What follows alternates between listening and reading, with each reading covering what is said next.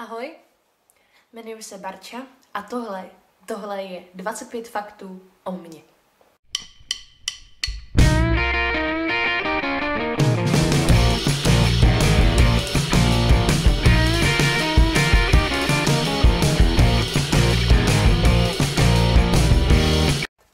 Jmenuji se Barbora. Narodila jsem se 21. října roku 1992. Mám 3 sourozence, z toho 2 sestry a 1 bratra a všichni jsou o generaci starší. Přitahuji všechny nevšední záležitosti. Často zapomínám a zapomínám i ty věci, které by normální smrtelník nikdy nezapomněl. Ve své pubertě jsem nosila jenom černé oblečení a všichni ostatní, to bych zase trošku kecala, ale spousta lidí se mě bálo a nebo si o mě myslelo, že fetuju. Mám osobitý smysl pro humor a to až tak osobitý, že mu většinou rozumím jenom já.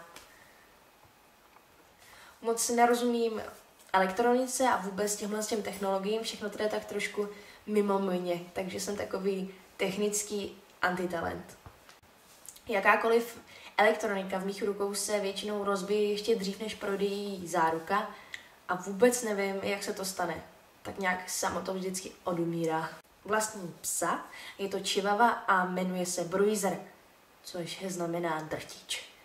11. faktem je, že bych si přála obrovský dům s obrovskou zahradou a nejradši bych byla žena v domácnosti a o tohle všechno se starala. Má oblíbená barva je oranžová, ne teda úplně takovou, jakou mám na sobě, spíš taková sytější, ne taková svítivá, pak zelená, světle zelená a lososová.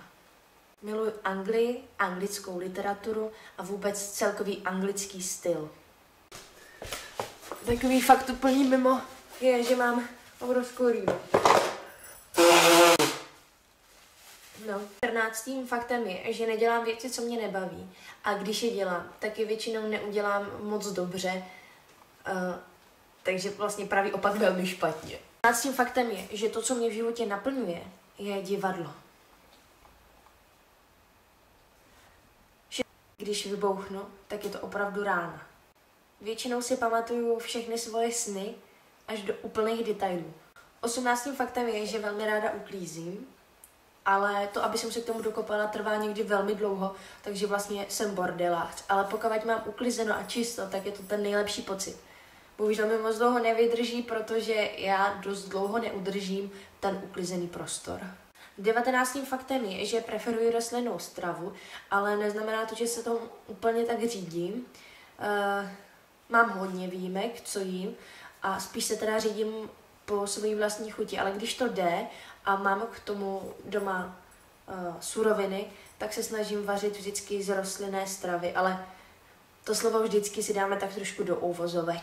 20. faktem je, že jsem moc ráda směju a povětšinou se teda směju ve chvílích nebo v situacích, kdy se to vlastně vůbec nehodí. 21. faktem je, že mám moc ráda šperky, ale neumím je nosit, takže mě většinou najdete bez naušnic, dneska jsem se zákaj nárameček, bez naušnic, bez veškerých šperků, byť jich mám spoustu, ale neumím je zkombinovat s oblečením a vůbec tak nějak mi to ještě nejde, tak třeba na to časem přijdu. 22. faktem je, že mám moc ráda cestování a velmi ráda cestuju a poznávám nové věci, ale mám strach z letadel, z autobusů a z aut. Tak potom už se to jako moc taky nedá. Se upravíme. Tak. 23. faktem je, že velmi ráda poznávám nové lidi. 24. faktem je, že nesnáším a nemám ráda a tak nějak mi to nedělá dobře, když jsou kolem mě lidi, kteří se povyšujou nebo jsou pomstychtiví, zlí. 25. faktem je, že miluju čas strávený se svými blízkými, protože takový čas je k nezaplacení. Tohle bylo 25 faktů o mně, tak nějak jsem vás pustila trošku blíž k sobě a já doufám, že jste si video užili a možná někdy příště. Ahoj.